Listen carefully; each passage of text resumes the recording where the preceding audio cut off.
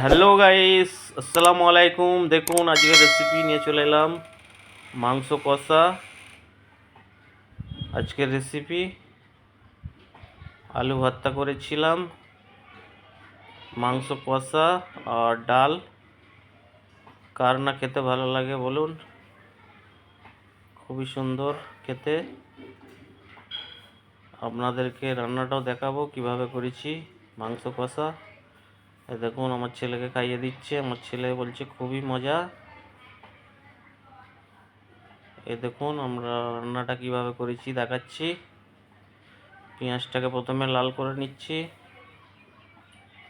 ভালো করে পেঁয়াজটাকে লাল করে নেব। লাল হয়ে এসছে, দেখুন এই মাংস ঢেলে দিচ্ছি, লাল হয়ে গেছে।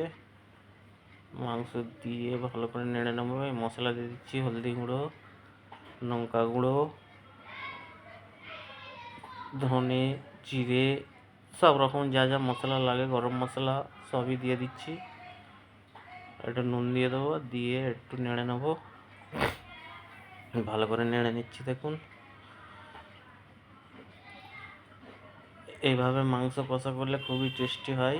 আজকে রান্নাটা খুবই মজা হবে মনে হচ্ছে দেখে।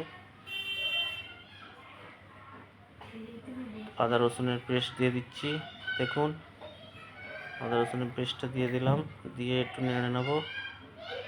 আমি নিজেই বলছি খুবই মজা হবে, কিন্তু হকিকতই খুবই মজা হয়। আপনারা অরিজিনালি যদি দেখেন খুবই বলবেন মজা হয়েছে। আপনারা ভাববেন যে নিজেই রান্না করছে, নিজেই বলছে মজা হয়েছে খুব, কিন্তু কালারটা দেখে তো আপনাদের দেখেও মনে হচ্ছে খুবই টেস্টি হবে। কালারটা দেখে মনে হচ্ছে না খুবই টেস্টি হবে। দেখুন জল ঢেলে দিলাম, জল ঢেলে একটু কুকারটাকে বন্ধ করে সিটি মেরে নেব। দেখুন সিটি মারা হয়ে গেছে, মাংসটা সেদ্ধ হয়ে গেছে। সেদ্ধ হয়ে গেছে, একটু বাটির মধ্যে তুলে নিচ্ছি, নিয়ে এবার আমরা খাওয়া দাওয়া করবো। এই পর্যন্ত ভিডিওটা।